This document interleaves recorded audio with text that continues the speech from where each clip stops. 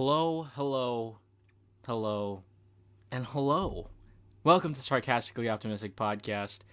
It's good to have you here. I always say that. It's been quite a while. I also say that all the time, but it really is a good time to see you. And when I mean see, I'm talking about to visually see you because I don't know, for those of you that do watch it on YouTube, I really have no idea why. First off, why people listen or even watch this. But if you do tune in on YouTube, it has been a while since I uploaded a visual supplement to this podcast because, long story short, the mic that I was using really messed up my stuff. And I keep saying things in bunches like that. But, anyways, the mic was messing up. It was getting a little crispier than my taste, maybe crispier than the apples that you eat in the morning, or maybe the apples that you don't eat at all. So what happened with it is it just kept ruining the audio, and it was just really hard for me to match visually with what you were hearing, and I had to re-record a lot of things. So that kind of explains why there's a lot of crackling in some of the tracks that you may have listened to. But hopefully that has been, relieved or alleviated in some regard because we got a new mic. For those that are visually listening, we do have a new setup. It is a great time. Currently in the transition of ebbing and flowing and just working it out. Welcome to the Sarcastically Optimistic podcast. I'm glad to have you here. Every time I say sarcastically optimistic, it feels like it's really hard for me to pronounce, and it really is. It's getting extremely and exponentially harder to pronounce. No idea why I named it like this. Actually, I know exactly why I named it like this. And why was it created? Well, sarcasm is kind of a given if you do get to know me. And optimism is something that we all need to have in our day-to-day lives. So this podcast was created for the sake of everyone that feels like they are alone in this journey that we call life, and to reassure you that you are exactly where you need to be, that in this journey of life you are not alone, and that you even taking the time to listen to this, whether I know you or I don't know you, right? Because I don't know a lot of people. I don't know a lot of you listeners out there. You can be 69 years old and I wouldn't even know, rocking your chair, eating your, grapes or whatever old people do. But just to reassure you that you are taking the right steps in the correct directions and that you are taking action in your life just by listening and tuning into this random Filipino boy, this short, brown, and on the ground Filipino boy.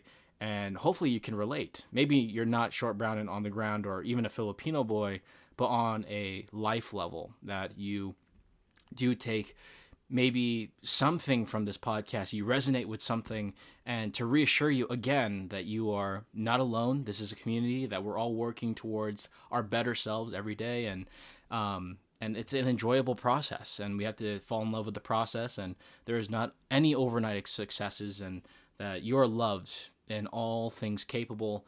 Everyone, all the right people love you for all the right reasons, and maybe all of this will just dilute into projecting insecurities of myself, right, to you. And these are things I hope that and wish that I heard earlier in life. And maybe you're younger than me or older than me, but just reassure you that these words do exist, that you are enough, and that you're supposed to be exactly where you need to be, and you are exactly where you need to be. So that's why this podcast was created. Just long story short, I'm not reading off anything. Again, if you've been listening for quite a while, you'll notice that the the intention behind the podcast is continually evolving, but it's always in the direction of you improving yourself to be the best person that you can be, while also maintaining the fact that you are exactly where you need to be, and you are capable, and who you are is enough. So welcome to this Sarcastically Optimistic podcast, powered by yours truly, Ramel Requerme. Really irk when I say my name. I don't know why, but today's podcast is a really fun one. Hopefully you guys can't hear the washing machine in the background. I apologize if you do. But hopefully this audio, the way it was edited and everything, is refined enough that you don't hear any of the background noise, as I do have a new setup and trying to figure things out.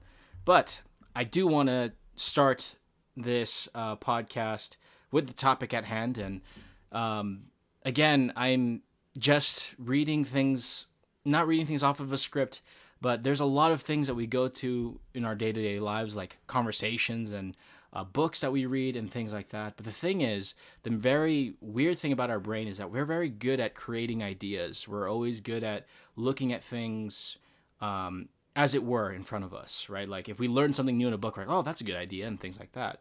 But the caveat being, the brain is not necessarily a good place to retain ideas.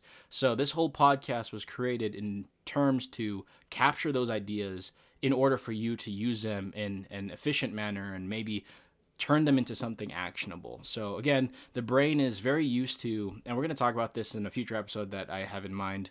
That's going to be based around a book called A Mind for Numbers, which discusses like the neuroscience of how the brain works and how we retain information and memory and things like that.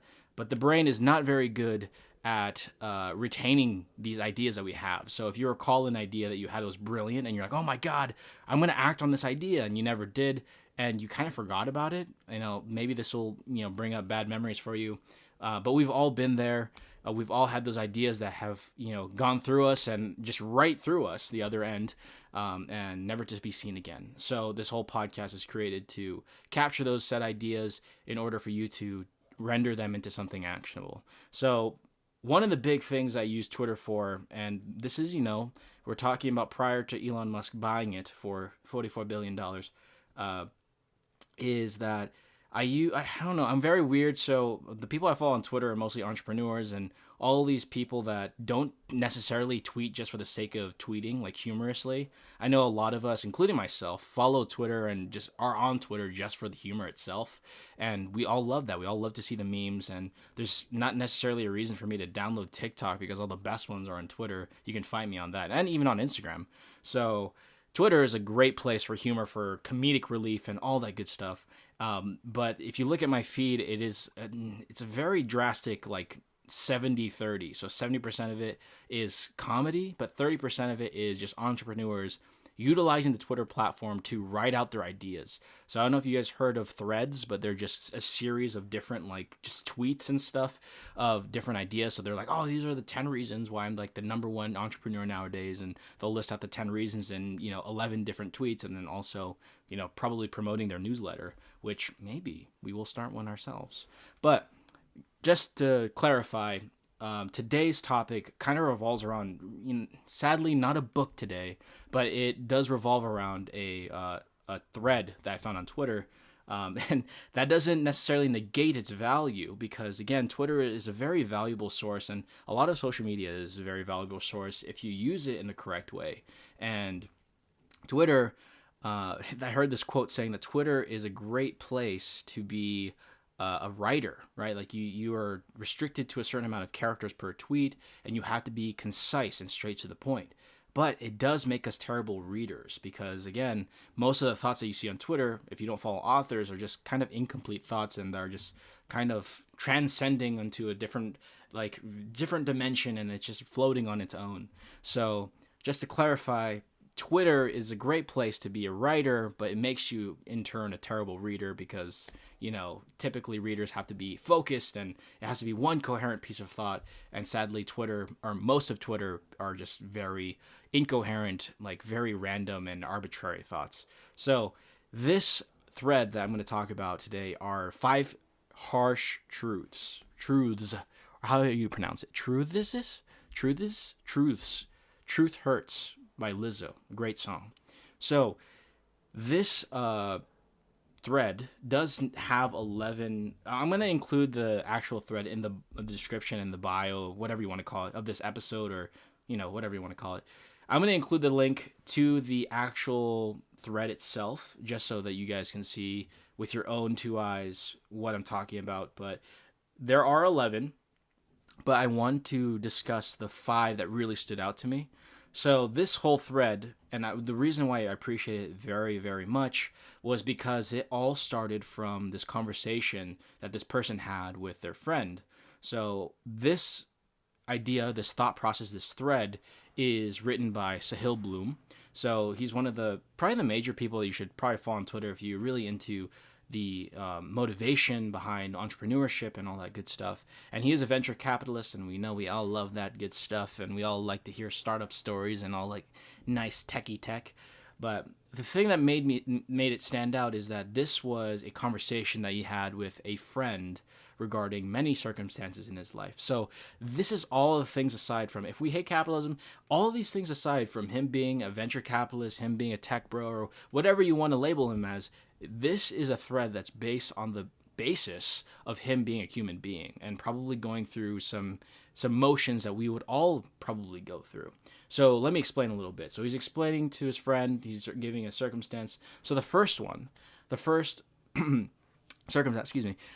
first circumstance that he goes through with his friend is that he was kind of deliberating if he should be moving back with his parents because they are aging, or he should stay where he is and finally like full-heartedly believe if, they'll be fine and, they'll be okay without me. So his friend looks at him and says, so that means that you're going to see them about, and let's assume that you're going to see them once a year for the next how many years, because they're already like very old, you're going to see them about 15 more times. So the first harsh truth, and that was pretty heavy, the first harsh truth that he introduces is you'll only see your loved ones a few more times. And this is something that we always emphasize. We always emphasize the little things in life, and in this podcast, and specifically, and we always talk about that we can be better, and we can actually be better with our interactions with our loved ones, whether it be family or friends or whoever you deem so loved. But if you think about it, we only get to see them a few more times. We don't necessarily, we're not like palm readers and say, okay, I have 7,312 days left on this earth. Like, no one is able to predict how 7,000 is a lot of days, guys, but no one's able to predict what's going to happen to, one, yourself, and two, the people around you. So we don't necessarily know how many times we're going to see someone, and tragic things and drastic things happen on a day-to-day basis. Some things may change overnight, right? Like circumstances that we live in may change overnight. And that also goes to show that that can happen with people around us. So yes, it is a way of saying it's a very harsh way of saying don't take people for granted. But if you think about it, for some people, especially for, the elderly that are in our lives, we can count how many times we're going to see them left on on our hands. And it's very, very eye-opening to think about. And it really makes you think that we have to be raising our awareness when we're interacting with these people. And, I'm also guilty of, being frustrated with some, friends and family members in given moments. But at the end of the day, when the interaction does end, I do appreciate and fully, wholeheartedly love that we spent that time together. And we just don't know when the last time will be the last time, right? So you'll only see your loved ones a few more times. And if you continue to put up that barrier or kind of look over the opportunities that you can to call them or even just text them or even, go to a party to see them one more time and catch up with them, or even remind them that, maybe something that you saw reminded you of them, will increase, the likelihood and increase that gap between you and that person. And the times that you'll see them will become less and less. So you'll only see your loved ones a few more times. Very harsh. I'm sorry. But it's just something that needs to be said. Okay, so hopefully you're still with me. That was pretty deep. So the second one that I want to introduce is, and this is something that comes up a lot, money is a terrible barometer. Terrible. Money is a terrible barometer of happiness. So what does that mean? What is a barometer? What the hell? So a barometer is basically a measurement of something. So basically it says money isn't a good measurement of happiness. We like to associate saying like, okay, when I hit 100K or six figures, because six figures, 100K. When you hit six figures, then you're going to be at your happiest. You're going to be at your optimal. You're going to be able to afford the gym and all that good stuff. And then you're going to be at your happiest. But as we know, and this is the groundbreaking thing, and when we look deeper and deeper into the memoirs of famous people and very successful people, that no matter how much money they have, they're still going to increase their problems. Mo money, mo problems. Biggie was right. So money and happiness are not correlated. Correlation does not equal causation. There's no research behind it. But just to let you know that money and happiness are not on the same platform here. Just because you're increasing your money doesn't necessarily mean that you're going to increase your happiness. Yes, money can afford some delicacies that increase your happiness, maybe in a given circumstance. Maybe you'll buy the JanSport backpack that you always wanted, or the Gucci stuff that you always wanted, the Gucci glasses, or maybe the Louis Vuitton underwear or crotch piece. We have no idea. But just know that even material items do have a very short, time span of happiness. If you think about the things that you've wanted the most in life, and we've talked about this in the previous episode, like let's just say you wanted a PlayStation 5, or you wanted, let's say you wanted, a laptop. Everyone wants a laptop nowadays, and you're like, I want to get the M2, right? It's like, all right, let's get the M2 because M1 is not enough anymore. So you're going to get the M2 chip and whatever. And what you realize is that your pursuit of the object or the material item that you really want and ultimately want at the end of the day, the pursuit of it is actually more intoxicating than actually having the material item. We talked about this in a previous episode.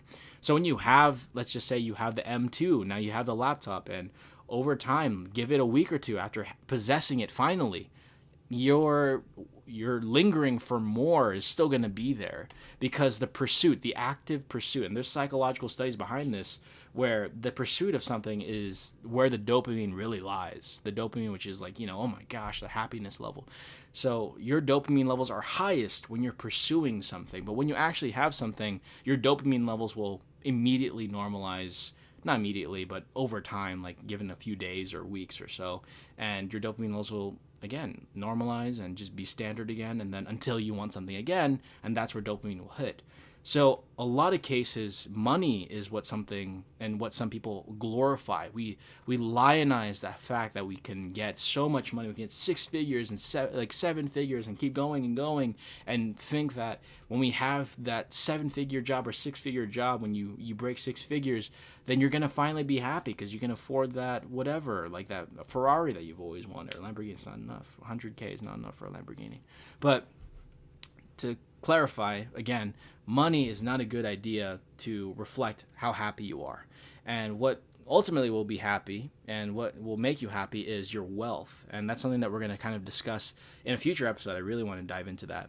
That money and wealth are two very, very different things. Money is, again, that physical bills that you see in dollar bills, y'all. The cotton stuff in your hand, the green stuff. But wealth is not necessarily quantified with just strictly bills, right? Wealth can say a wealth of knowledge, right? We've always heard that term. Wealth can mean a plethora of a given resource, right? It can be knowledge. It can be a wealth of time. People say that a lot now because of the pandemic, and we start to be raising awareness of how much time we have on this earth, and how well we're spending our time when we're in quarantine and things like that, which I'm not in quarantine, by the way. So that's the thing. Wealth and money are very different. So it's better to kind of steer towards wealth, right? And wealth can not just be tied to monetary value. Wealth can also mean wealth of your time, the autonomy, your independence, things like that. Wealth is actually a better route to take when you're talking about your happiness. When you have a wealth of knowledge, when you have a wealth of learning, of like resources, things like that, there are more opportunities within wealth to increase your happiness. So just money alone is not going to satiate your hunger to have happiness in your life, because that'll be up to you. And we're going to talk about that in upcoming episodes. We always talk about happiness in this podcast. With Sarcastically Optimistic. Okay, so that is the second harsh truth, which is money is a terrible measurement or barometer of happiness, because correlation does not equal causation. All right, so the third harsh truth, I put up a 5, I don't know for visualization. Third harsh truth is you'll literally never know what you want to be when you grow up. So the most terrible thing, and this is coming from my mom being a teacher, I just recently got out of a teaching position, and a lot of teachers out there, my heart to all of you, but the thing is, the worst thing that we can do for our little youngins, the chillins, is to tell them and ask them, what do you want to be when you grow up? And although the intention is very nice, and it's just like, okay, at least they can, when they think about it, they start thinking about the path, they start thinking about what they need to do, and then they finally have like a goal. They have like a point B from their point A. But this is actually very much more destructive than it is constructive, right? So when you're telling someone what they want to be grow up, it's actually probably going to build more anxiety than they're supposed to be. I remember being in grade school and they're saying, "What do you want to be when you grow up?" And I remember saying I wanted to be a pilot, and it's like, why the hell do I want to be a pilot? And the reason being, looking back at it, is because my dad was a pilot, and what he did is he gave me his wings. He didn't give me a Red Bull, okay? He gave me his wings, meaning if you're a pilot, they do reward you with that pin with the wings on it. It's like it's gold. It's gold wings. And he gave me his wings when I was a very early age, and it really inspired me to go up in the sky and just be high. Yes, you heard it here. No, I'm just kidding. I wanted to be a pilot. And thinking about it, was that necessarily what I wanted to do? Or was it just a sentimental obligation that I felt like I wanted to, continue this generation of people being a pilot just like my dad did? And it ultimately was the latter. It wasn't something I wanted to do, and I'm not a pilot now, nor do I, I'm not high or anything, but this got awkward. But the thing is, when you ask someone what they want to be when they grow up, it gives a lot of anxiety, and it in turn actually it feels like you have to pick one thing, and it restricts and it kind of narrows and tunnel visions all the other opportunities that probably will welcome you more with open arms. Let's just say that you want to be a pilot like your parent, or like in this case like mine, but you're you're very into books, you're very into writing and things like that, and you want to be a pilot, but it's entirely different from writing. And if I allowed that passion to write to be simmered down because I wanted to fulfill this weird just phantom obligation to be a pilot to continue on to the next generation, then I would have stopped writing a long time ago, and I would have been really sad. And again, we're not supposed to be in this life to be determining what we want to be and just like this strict persona. When you develop as a human being, you develop more and more likes and dislikes, and you're developing. And even as a high school and a college student, we're still trying to figure out who we want to be. Like, we're still developing. Those that seem like they're having the like cookie cutter, like ideal places, like being put here and going to medical school by this and all that stuff, and being a pilot in this case, right? It doesn't necessarily mean that you're going to be stuck to that for your whole life. Your whole life is an empty and blank canvas. You can paint it all the way that you want, all the colors that you want. And the thing is, if we just believe that we are meant to do this thing and without really kind of thinking about why we want to do it, right? Like, for instance, the pilot example I gave you, then you're going to restrict yourself from really great opportunities. So we don't all know what we want to be when we grow up. And especially if we are deemed grown-ups, right? Me being old now, we're still developing as human beings. We're still kind of putting one foot in front of the other every single day. And we don't, again, this generation especially, we don't want to be feeling like we're pigeonholed into one thing and restricted from growing in another sector of our own lives. So you'll never know what you want to be when you grow up. And especially when you're grown up, you're also developing. You are a very dynamic human being. And I just want to let you know that there's nothing wrong with a little change or a little pivoting in life. So there you go. So that is the third harsh truth. Now the fourth harsh truth, and this is a little harsher than it's supposed to be. And I know it says harsh truth, but the fourth one that I want to discuss is something called you probably won't be remembered or have a legacy. Now I want you to think about your great grandfather. Who were they? What was their name? If you answer that question, congratulations. You probably did Ancestry.com or 23andMe. I don't even know what you did. But I don't know my great-great-great-great-grandfather. And maybe I could look further enough to see his name and stuff like his history. But all those people played important roles in their lives, in their given generation, in their given lifetime.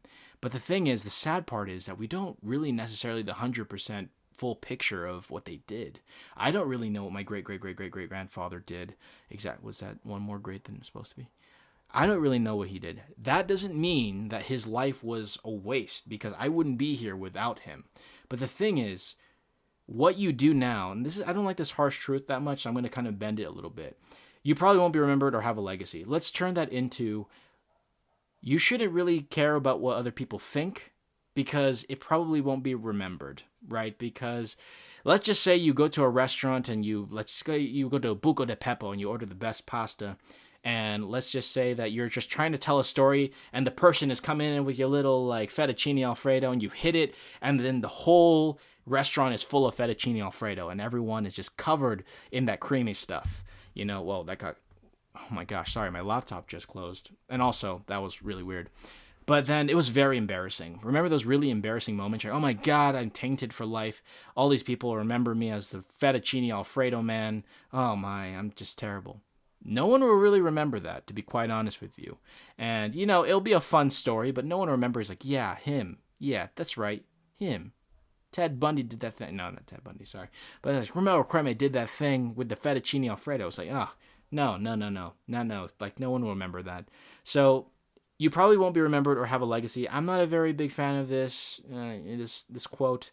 But again, don't value what other people think about you over your own opinion of yourself. Because when you start to escalate to a point where you allow people to infuse their own opinions and affect your own decision making based off other people's opinions and other people's perceptions of you, then it can be very problematic. And in this case, you will affect the legacy that you do leave behind, because I do believe that you will leave a legacy, that you are important in the way that you are, and that we all have a purpose on this God-given earth. And again, I'm twisting this quote because this harsh truth, because I don't really like the wording of it. You can leave a legacy and you can be remembered, not because of the things that you necessarily do or like you say to other people, but the way that you have people feel is exactly what you'll be remembered by. That whatever, even the smallest things that you've done for someone, people remember those small acts, but they'll remember how altruistic or how respectful or how happy they felt when you serve them in that regard, right? So you can leave a legacy. You will be remembered, but you have to allow yourself to put up barriers to disallow the opinions of others to influence what you want to ultimately become or who you want to be remembered by. So the fourth harsh truth is do not allow the opinion of others do not allow the opinion of others to be valued over your own opinion of yourself. Okay, so there you go. I reworded it right here, IRL, in real time, in real life. You're welcome.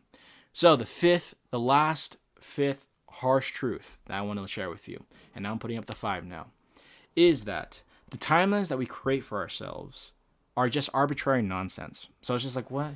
What is that? What is arbitrary? Arbitrary just means random.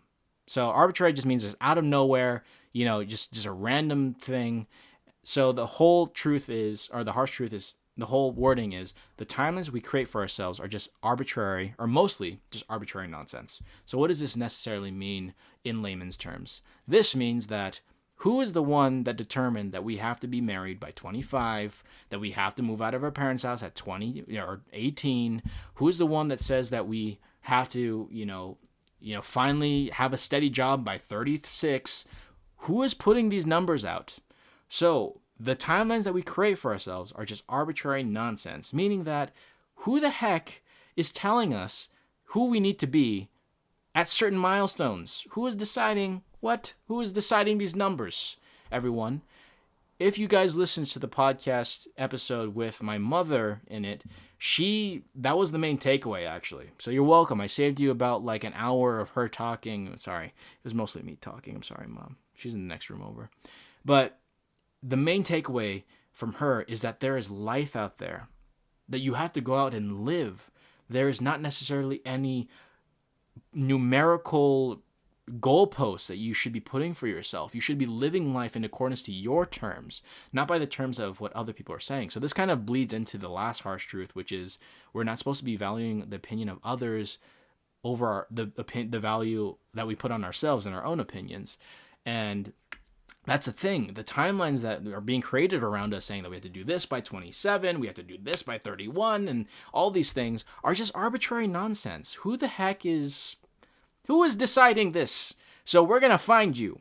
Whoever said that we got to move out of our, maybe we have to move out of our, we have to be settled by 33. Who said that? We're going to find you, Carl Weiser. That's right. I'm calling you out. I know your name.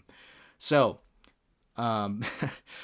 the timelines that we create for ourselves are just arbitrary nonsense. And the reason why it's arbitrary nonsense is because, again, to culminate everything that we just said, is that you're developing in your own way, in your own time. There's no way that you're going to decide that you're going to be a pilot at 7 years old when you have a whole life ahead of you to decide what you like and what you dislike. And maybe you have a fear of heights. So maybe being the next, like, I don't know, the next acrobat that's going to jump off the Empire State Building in a bungee cord, maybe that's not the most ideal case. It may sound great, but then when you're up there, you're like, what the heck? So all these things that we're setting for ourselves, we are actually setting ourselves up for failure if we're adding some numerical numbers to these goalposts. And it is healthy in a regard. It does give us a little structure. But the thing is that if we're following what other people are saying, again, live life on your own terms. So you can set up your own numbers. You can set up what age you want to do something by. Sorry, I'm about to yawn. But this is not boring. So we have to decide on our own terms. So it's up to you. It's not arbitrary nonsense if it's decided by you. You get to decide what you want to do by a certain age or whatever. And you get to decide your path in life and how that template looks like. You don't have to follow the cookie cutter examples that other people are posting on LinkedIn and all that good, all that good and, semi-good stuff. But the thing is, if you're following what other people are saying, that you're like, what? You're supposed to be moving out. You're supposed to get a six-figure job by your 29, man. What are you doing? Don't let that poison your own path in life. You are on your own path. You are going to be loved, and there's opportunities out there just for you. And who will know that you'll be even more successful than the person who is trying to push these arbitrary nonsense agendas and templates and timelines in front of your face, because you are on your own timeline, you are developing in your own regard, and you are loved in your own way, and you're supposed to love the process. You're not supposed to be stressed out by what other people are trying to tell you what the process is supposed to be looking like.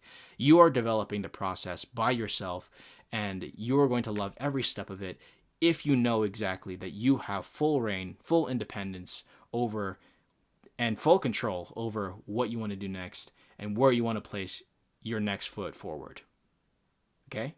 Thank you for coming to my TED Talk. I have one more harsh truth for you.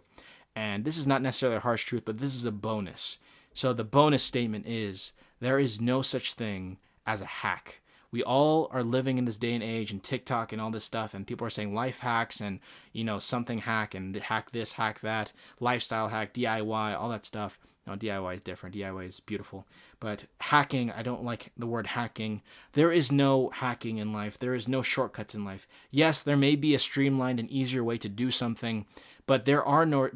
Your grade school teacher was correct when they said there's no shortcuts in life, because when you do a shortcut, you're actually possibly even cutting out some space for you to grow a little bit more, even if it's a small shortcut. So just know that even though we label things as hack because they are buzzwords nowadays, that there is no hack in life, that you are going to pursue what you need to pursue and do it in your own time. Right? And coming from my 68-year-old mother, who said that life is out there, and she didn't have me until she was in her mid-40s. And that is like way past the age than some doctors even encourage women to have kids. And I'm a miracle baby, just like you're a miracle baby. So I'm glad that you're here. And that was a weird way to end it, but I really loved the talk that we had today. Hopefully it wasn't too heavy. I really enjoyed this topic, and it's a great time. So I hope that you all took some benefit from it. You resonated with some of it. You didn't have to resonate with all of it. Again, they're very harsh. And when I say harsh, some of them are really harsh enough for me to reweave them into something that's more digestible for most of us, especially for me personally. So I apologize that this episode wasn't revolving around a book or some sort of form of literature. It will next time, I promise. I do have something in mind. This did revolve around a Twitter thread. Again, this podcast isn't just about me throwing book titles in your face and me receiving some sort of commission for it, because there is no affiliate marketing yet for this thing. I just want to make sure that you guys are choosing the books or having this awareness of materials that are out there for you to develop yourselves in any of the sectors of the life that you need developing or that you feel the need to develop, right? I am not in any place to determine what your next step will be. That is in your own hands, and you are loved in every regard. So this is a Twitter thread. This podcasts in general will revolve around just knowledge, right? Just knowledge and literature and conversations and just principles that I'm personally learning that I want to capture and see if any of you resonate with it. So if you resonate with this, do share it with someone. Do let me know. Reach out to me, Sarcastically Optimistic Podcast on Instagram or even on YouTube. You can DM me on my personal, it doesn't matter, Ramel Requerme or at Rumbles, whatever. But just let me know if there's any topics that you want to hear, that you think that we should open a discussion for, and maybe I can invite relevant people in to be discussing that, and not just my mother, of course. But it's always a great time with all of you. I really deeply enjoy talking about this, and it really helps me get a lot of things off my own chest, and it helps me kind of verbally journal what's going through my head too. So again, this was the Harsh Truths by Sahil Bloom. He's a wonderful, wonderful person to follow on Twitter and even follow his newsletter. He's great. I am not being paid to promote any of this, nor of any of the books that I've been discussing. I'm not being paid to do any of that. Hopefully one day, if I do decide to do YouTube and this and take it seriously, maybe 10% more seriously than I am now, maybe. But I'm just here to ensure that you are, having the information and all the knowledge that you can have to take your next step in whatever way, in whatever form that may take. Okay? So, I'm going to link this thread in the bio. I really loved you here. You are enough. You're exactly where you need to be. I love you guys. This is a great time. I will see you on the flippity flop. Goodbye. Baby, why you always smoke a J but like some watch a man and make him through the pad I'm trying to play. The Super Smash Bros, what you know? Wait to let me pick Luke Carpio. You don't even know what I'm saying. Up B, and down B, now be playing, praying. Anything with you, baby girl, it's a day.